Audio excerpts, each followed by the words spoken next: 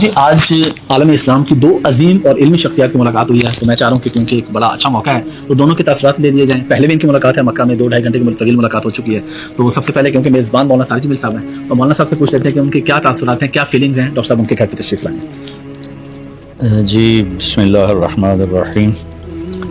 تاثرات اور جو احساسات ہوتے ہیں ان کے سامنے ہمیشہ الفاظ تنگ پڑ جاتے ہیں، الفاظ کا دامن چھوٹا ہوتا ہے اور احساسات کی کوئی حد ہی نہیں ہوتی ہے۔ تو جو میں اس وقت ڈاکٹر صاحب کے لیے محسوس کر رہا ہوں اس کے لیے میرے پاس الفاظ کوئی نہیں، اسی کو میرا سمجھ لیں احساس۔ ڈاکٹر صاحب آپ کیا کہنا چاہیں گے؟ مولانا صاحب کے بعد تشریف لائے ہیں ماشاءاللہ، آپ کے کیا تاثرات ہیں مولانا صاحب سے ملاقات؟ جیسے میں نے کہا کہ میری خواہش تھی پاکستان آنا اور مولانا طارق جمیل صاحب سے ملاقات کرنا ان کے گھر میں۔ الحمدللہ جو مولانا طارق جمیل صاحب کی محبت ہے لوگوں کے لیے، اور میں دیکھتا ہوں کہ وہ اکثر خود اول قدم رکھتے ہیں لوگوں سے ملنے کے لیے تاکہ محبت پیدا ہو جائے۔ یہ بات مجھے ان کی بہت پسند ہے۔ ویسا نہیں کہتے کہ میں ہی نہیں جاؤں، تو جب بھی مکہ ملاقات ہوتی ملنا چاہتے مولانا میں آؤں گا آپ کے یہاں، ہم میں بحث ہو گئی، میں آؤں کہ میں آؤں، میں بلانے آپ بڑے ہیں میں چھوٹا دولہے میں آؤں گا، تو پھر ملاقات ہوئی الحمدللہ۔ یہاں بھی ماشاءاللہ پاکستان آنے کے بعد اور لاہور میں خصوصاً الحمدللہ مرکز بھی ہم گئے تھے شائبل، اور ماشاءاللہ لوگوں سے ملاقات ہوئی اور مولانا طارق جمیل صاحب بھی تھے ماشاءاللہ۔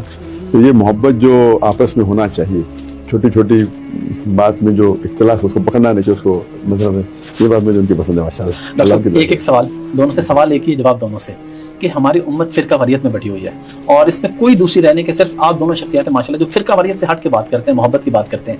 کس طرح ہم اس کو مزید پھیلا سکتے ہیں؟ ابھی بھی ہمارے ملک میں آپ کو پتہ ہے لوگ انتشار پھیلاتے ہیں، وہ اس کو گالی دے رہا ہے، وہ اس کو گالی دے رہا ہے، آپ دونوں کیسے اس پہ قائم ہیں؟ پہلے ڈاکٹر صاحب آپ بتا دیں کیسے قائم ہے اس کے اوپر، تو یہی میں جواب مولانا سے لوں گا۔ میرا اور ڈاکٹر صاحب کا ایک ہی جواب کہ قرآن و حدیث پر آئیں گے تو انتشار ختم ہوگا، اس سے ہٹیں گے تو انتشار ہی انتشار۔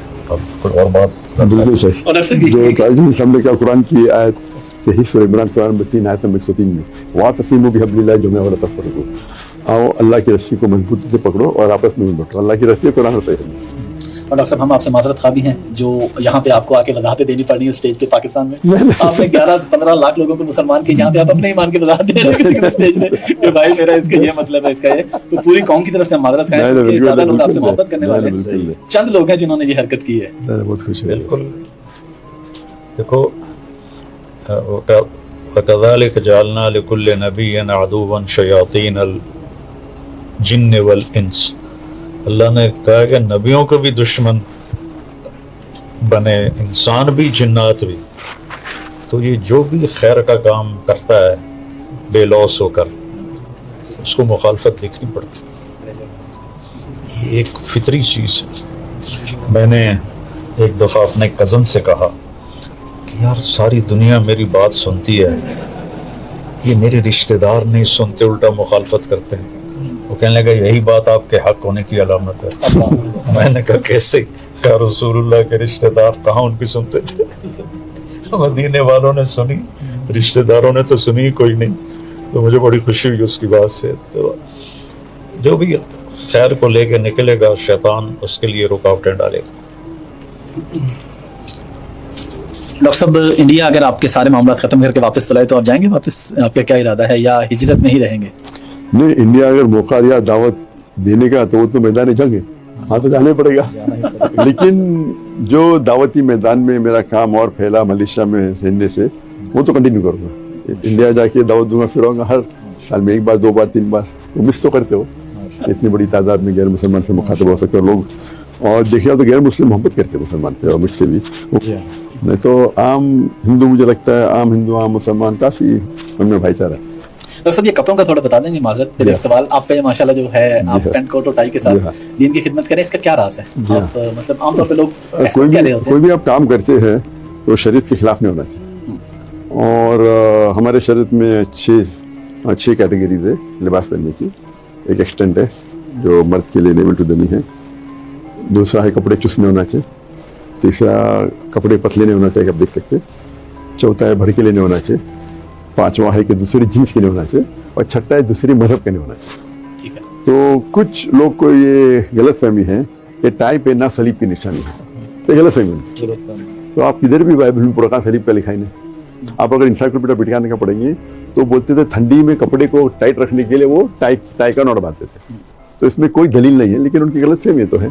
जहाँ तक कि मेरा सवाल यह, मैं नॉर्मली कोट और सूट और पैंट पहनना पसंद नहीं करता, लेकिन जो चीज़ आपको पसंद नहीं, आप कर रहे अल्लाह के लिए, ताकि जब मैं दावत देता हूँ तो गैर मुस्लिम जब अमेरिका में देखते हैं, अरे ये सूट बूट है, फिर टाई है, ठंडे के ऊपर जोकर लगता है, और फिर वो कोट कर रहा है, बाइबल कोट कर रहा है, हिंदू स्क्रिप्चर, तो इससे दरवाजे खुल जाते हैं। और जब भी मैं लेक्चर देता हूँ उस टाइम में सूट पैंट पहनता हूँ। आमतौर पे आप घर पे आएंगे तो आप कितने देखेंगे तो मैं कुर्ते पैजामे होना जैसे, तो आप अगर आप देखेंगे जब कोई भी मिलता है, ये मिलता मिलने कुर्ते पैजामे। खाली अगर बाहर जब तकरीर करने जाता हूँ और लोग देखते हैं तो भी सिंबल बन गया हो। तो जो चीज़ पसंद नहीं भी आप करते अल्लाह के लिए तो उसमें कबूलियत होती है। और ये गलत फहमी है कि हराम है, लेकिन अगर जो चीज़ हराम है उसको दावत मैदान में करना गलत है। हराम का आप कोई भी गलत चीज़ का इख्तियार नहीं कर सकते, आप दावत करने के लिए भी, ये अलाउड नहीं इस्लाम। अब साहब, आप पाकिस्तान जैसे मुल्क में पब्लिक सेशन रख देते हैं, यहाँ पे तो लोग आपसे ऐसे सवाल भी करते होंगे और करेंगे कि जिसमें सिर्फ दूसरे फिरके को नीच दिखाना हो, तो ऐसी सूरत में आप कैसे हैंडल करते हैं, कैसे हैंडल करेंगे? तो ऐसे वक्त में हमें हिकमत से जवाब देना पड़ता है, क्योंकि इन लोग जानबूझ के सवाल पूछते हैं, ना कि उन्हें जवाब नहीं पता। जवाब पता है फंसाने के लिए और फिर इख्तिलाफ पैदा करने के लिए, उन्हें मजा आता है इख्तिलाफ करने के लिए, जानबूझ के पूछे। अगर पता है कि जाकिर भाई ऐसा रफतन करते हो तो रफतन करना चाहिए ना, समझे ना। तो इसका हल ये है कि मैं कह रहा था कि एक चीज़ होता है फ़र्ज और एक चीज़ होता है अफजल। तो और जो इख्तिलाफ ज़्यादा है वो अफजल लेते हैं, रफतन करना चाहिए नहीं करना चाहिए। चारों अइम्मा में ये है कि अगर आप दूसरी कोई अइम्मा को फॉलो करते गलत नहीं, आप कर सकते। तो मैं कहता हूँ आप अगर रिसर्च किए और आपको पता चला रफतन करना बेहतर है तो आप करो, लेकिन दूसरे पे थोपो मत। इसलिए मैं कहता हूँ कि मैं ही सही नहीं, मैं भी सही हूँ।